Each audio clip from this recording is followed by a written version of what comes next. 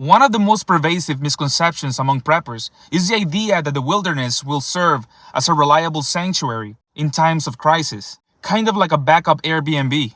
The concept of bugging out to the woods evokes a romanticized image of self-sufficiency, where one can escape the chaos of the world and live off the land.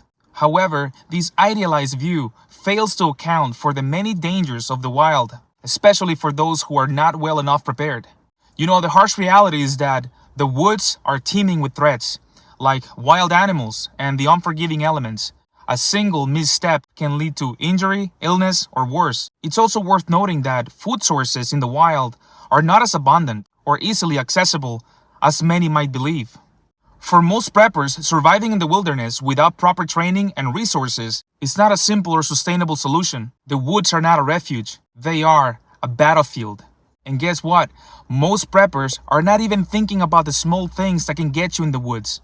They say, oh, I've got 12 years of freeze-dried lasagna and 8,000 rounds of ammo. All right, big guy, you're gonna shoot a deer from 300 yards away and then gonna be sick like a dog 2 days later because a bug the size of a sesame seed gave you Lyme disease. When society collapses, it's not gonna be the purge every single day.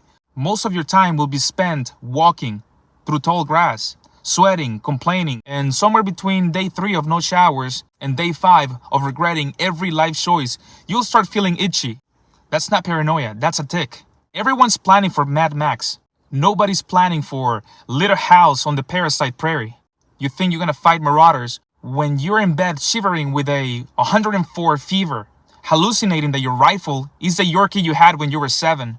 Bugging out sounds heroic, looks cool in your head, but in reality, you're just dragging 40 pounds of Amazon gear through the woods, lost and dehydrated, and one blister away from crying into your tactical poncho.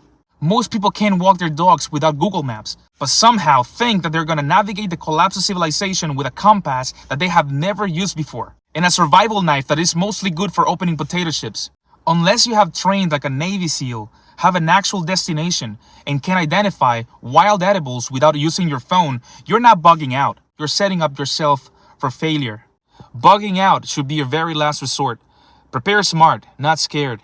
Learn the skills, build the relationships, and don't let one of these snake oil salesman preppers on YouTube decide your survival plan. Let me know your thoughts in the comments, and don't forget to support the channel by liking the video and subscribing to the channel. Alright folks, catch you in the next one. Faraway Prepper out.